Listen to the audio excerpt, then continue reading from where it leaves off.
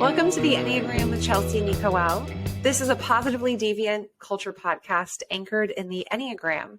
And in this episode, we are talking about the movement of the six. So when we talk about movement, first of all, let's take a step back and understand, what do we mean by movement? And when in particular do people experience movement, the attributes of other types? Yeah, I love bringing this into the introduction, even though it's a more advanced thinking. I think it's really important because it's an essential piece of getting to some quick, more whole understanding of each type, is aware that each one of us move under stress when we're disintegrated and out of sorts, compared to when we're really integrated and flourishing. And one kind of secret, I don't even know what to call it, but reality of the Enneagram is that we integrate and disintegrate to the same types. So typically when people learn about the Enneagram, they learn the integration points and the path to integration, which goes one way, one direction. But in fact, they go both directions. And what that means is that when we are integrated and flourishing, we take on the best characteristics of two other types. And when we are disintegrated and in a deep stress or even just any stress response, we will take on the worst characteristics of those same types. And so what I do as a way to introduce, because I think it brings, like I just said, a wholeness to the picture of each type, is to actually briefly expose those types in integration and disintegration. So we can go ahead and do that regarding the six. But does that make sense, Chelsea? Or did I? Yeah. It does. And it made me think about another key differentiator in the conversations that we're having is that you're not stuck with your type, the way you were born, nature and a little bit of nurture along the way. It's actually the Enneagram being this transformation tool is we're really on the path to becoming all 9 types, which we have within us. And so would you say that where your default, your core type, right, like that we've just talked about, we're talking about sixes right now, would you say that these are the next ones that you're most likely going to take on, for better or for worse? Yeah, I think that's one way to put it. And just to back up a bit, I mean, according to the Enneagram, we are actually born with a core type that we never change. Our core type never changes. But the goal of the Enneagram is to become a more complete, full human being, which means that we're not staying lodged in our core type, that we're expanding and taking on and integrating into all the other types so that we're more complete. So just to make sure that's clear to those who are listening. And then to answer your question, Chelsea, yes, I think, there's many teachers who will talk about the wings, and it's true that the way I describe the Enneagram visually is it's like a color wheel. So if you're a 6 who leans to a 5, or, 6 who leans to the 7, it's kind of like on a color wheel. You're taking on a little bit more of the types that are close to you, depending on you specifically and which way you lean. But I think that there's a depth of nuance that comes more quickly and I think accurately when we look at the integration and disintegration points, which I just call the movements, the points that, each type moves to in our different states. And so that's why I start with those first. The points of movement are something that brings a particular kind of sight and accuracy that is less looked into. All right, so let's get into the movement of the 6. Yeah, so 6s move to 3s and 9s. And so what that means in terms of movement is that when 6s are flourishing and super integrated, they'll take on the best characteristics of a 9 and a 3. And then conversely, when 6s are in their stress response and disintegrated, they'll take on the worst characteristics of a 3 and a 9. And so all briefly, and this is just a gesture to the worst and the best parts of a 3 and a 9, because if you're a 6 and you're listening, you should relate to these in a way that makes sense in its combination and in its context of like flourishing or, being super stressed out. So to start with the negatives, so the worst part of a 9 that 6s should relate to when they're stressed out, to different degrees, right, is 9s at their worst are super apathetic and conflict avoidant and disconnected in a way that's like disassociative and is essentially just not present at all and in a very stubborn way is stubbornly existing without engaging or presence. And in this kind of looks like a lot of apathy. It looks like isolation and depression. It looks like a deep resistance to engagement and a kind of stubborn avoidance. And so, and I'm, being the extreme the negative side here. So, when sixes are not doing well, they should have some kind of aspects of that they can go to different degrees.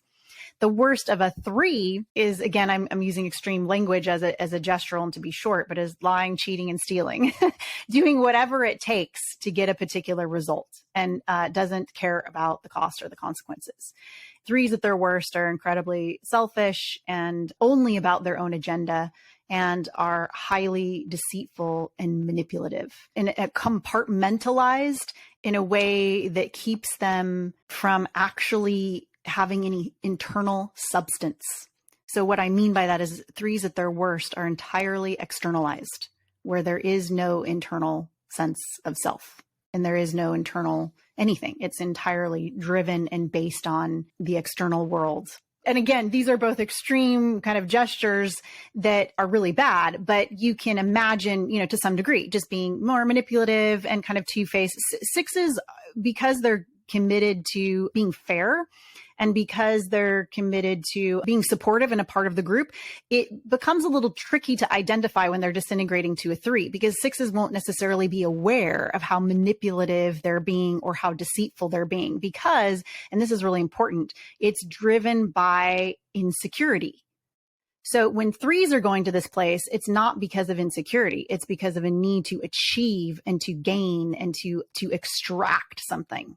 So the source of how we take on certain characteristics matter. So the nuance here is that it's not going to be for 3 reasons that the negative parts of a 3 surface. It's going to be as a 6, it's going to be for 6 reasons. So insecurity will create the deep stress responses, which will result in a movement towards taking on these kind of characteristics, but it's going to be from the 6th place of insecurity. Looking for that guidance, that inner guidance that they're seeking. Yeah, well, the stress response of 6s is from insecurity. So when we're talking about a 3 or a 9, because they're insecure and uncertain and don't have the support or guidance that they're looking for, they will unconsciously or semi-consciously result to being manipulative and deceitful in order to get that need met, which is what humans do. Like, we're talking about 6s specifically, but we all do this. It just looks differently. Like when we are in our stress response, we are feeling deficient. We have a need that isn't being met, and we end up unconsciously and semi-consciously creating strategies in order to get it met because we're in our anxiety and state of fear. The reason why I'm explaining the nuance of this is because it's not, you wouldn't look at a 6 and say, oh my God, most 6s don't relate to being overly manipulative and two-faced and, and deceitful. 6s actually generally really like the truth and don't mind the cost of truth most of the time. They would prefer to know the truth than to be lied to, right? So this is why we're having this conversation, is because there's such kind of depth of nuance here that you need help. People need help parsing this out for understanding the source of where these kind of attributes are surfacing from. Some 6s in their stress response will take on more of the 3 stuff, or they'll take on more of the 9 stuff. There's no exacting pathway. It's all happening. So this is, to some degree, is what 6s should relate to when they're feeling particularly stressed and disintegrated. And then now I'll just gesture to the best. When 6s are really integrated and doing, fantastic, they will take on the best qualities of a 9 and a 3. And the best qualities of a 9 are 9s are the ones who have the greatest ability to be objective and to be unbiased. And in 6s, when they're average, they're highly biased. I mean, most of us are, right? This is the strength of a 9. And so when 6s are in less anxiety and stress, they can see things more clearly and more objectively like a 9. And they're also able to be by themselves. Like a strength of a 9 is to be alone and to be okay and to have peace. And there's a certain equanimity that they're able to come to in their internal world and in their external world, which is ultimately what 6s are wanting, is to have this sense of peace and safety that 9s can get to at their best. And 9s are incredibly, at their best, stable. They're the immovable mountains where all of the storms and anything that they are just there and they're just watching it and they're like, oh, that's interesting. They're the ultimate, observers just sitting there unmoved and unaffected by the chaos around them because of their internal stability and their internal peace, which is interestingly what 6s are also needing. So 6s should relate to that at their best. They have this quality. And then at their best, 3s are able to meet the moment perfectly. So 3s are gifted with whatever the circumstance and the context, they have the internal resources to become what's necessary for the moment. And they do this in such a seamless, organic, effortless way. It's just incredible. And 3s at their best are able to set goals and achieve them without much help. And they're able to read the room and what people need and what people are looking for, and to navigate individuals and groups and politics with ease and the least amount of consequences. And the last thing the 3s are their best at is they're able to become that which they believe. That's what 3s teach us, is that our beliefs and our ideas ultimately mean nothing if we can't become them. So 3s are at their best excellent at actually becoming amazing human beings. So 6s should relate to all of that at their best.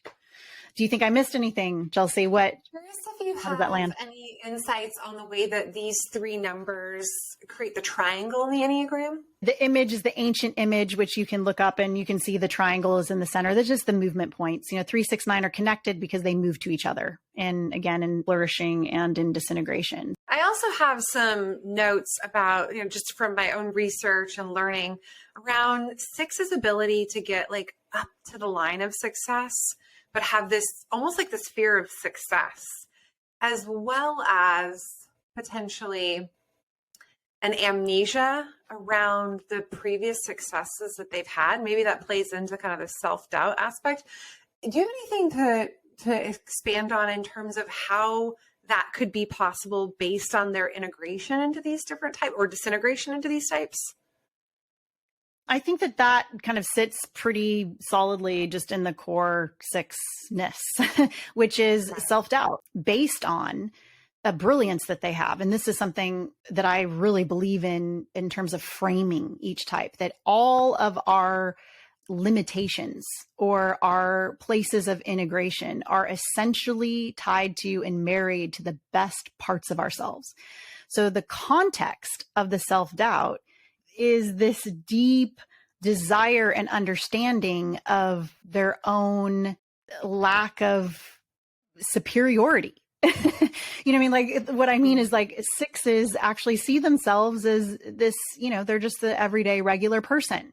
They're just a normal human being that, and just doing their thing. And this to me is an incredible strength. And as an 8, I need more of that. 8s are, my type is so committed to being the absolute best. Everything. And I am going to dominate and be, the whole thing. But the 6s teach us to just chill. We're just human. No one's better than anyone else. I'm not better than you. You're not better than me. We're just here. We're existing and we're here to help each other. And this is an incredible strength.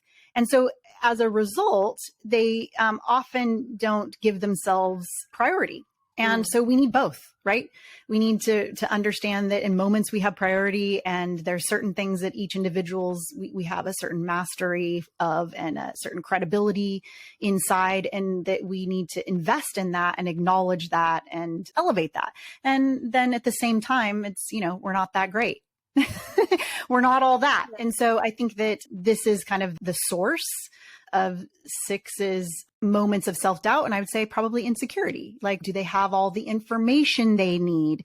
Do they have all of the tools that they need? Do they have all the skills that they need in order to succeed and meet the demands of whatever position that they want to be in. This is another area of what you described as, fear of maybe succeeding. It's that sixes are committed to meeting the expectations of whatever it is that's in front of them. And in order to do that, and if you have a high concern in terms of having integrity and being responsible and being dutiful and meeting the expectations of this position or of whatever it is, then they want to make sure they're prepared and that they can perform. And other types, not as concerned with that, and will just go for it and do it and figure it out as they go. And that's not, sixes want to be prepared and they want to be reliable, right? We mentioned this earlier. So I think that that's something that can stop them and create self-doubt and a lack of confidence and make, them feel insecure. And we can talk about this. This is a paradox, considering that I'm considering so eager that all of us that actually have the skills. Have running through my head just all the experiences that I have with six and have had over the years. And so far, we've up into this point, we've really talked about the brilliance and we've talked about the movement to 3 and 9. But there is so much more complexity within the core type, within that default type itself. Do you have anything else that you want to add to the movements before we wrap and get on to the paradoxes? No, I mean, again, they're just these short introductions. I mean, these are, there's so much information. So I just want to remind listeners that they're gesturing in an extreme way to just expose, snippets. So my key takeaway from this session is that the motivations for taking on those other types in integration or disintegration is different. And so the big takeaway is that a 6 is not operating with the need to succeed when they take on 3-like motives. They're operating from within their own needs, the needs for security. And that's the key differentiator that it's very, very hard to read in a book because there's so many different facets. There's so many different lenses. And that's, again, why we're having this conversation. This is a perfect example of how many 6s think that they're 3s is because they have these behaviors and they're really good at succeeding. They're able to set goals and achieve them and blah, blah, blah. But what's underneath that is not that they're not after success. 6s are after success. But what's driving their need for success is security. And for 3s, what's driving their need for success is just success. That's different. So the conversation around the Enneagram is what is at the deepest level, the most core source of our behaviors and our ways of being and our brilliances and all of the things, right? Like what is the source of that? And that's where the nuance exists and what matters, because you can have the external behaviors looking identically. And I've spoken to many I actually have one 6 in mind. She's, Harvard math person, and she's, so fits into that 3 mold. You look at her and she has, all of the things that would indicate externally and in her behaviors and even her approach that look very 3-like. But what's underneath all that and the things that she's most brilliant at are actually the 6 things, even though she takes on so many of the high side and the excellent parts of 3. This is why we can't type people. why it's very, very challenging to walk around looking at people's behaviors because in many cases, even individuals have a hard time locating the core motivation for why they're operating, even in cases like you've shared, in a lot of greatness and integrated right into some of these other types. All right. Well, to keep learning, keep listening. Next, we're going to unpack the paradoxes of the 6. And oh boy, there are many. I can't wait to get into this. So thanks for joining us in this journey so far. If you have questions, you want to understand more of the nuance, maybe you have something you disagree with or you've read otherwise and you want to engage with us, we would love to have that conversation with you. So please just reach out to us on LinkedIn. Thanks for listening.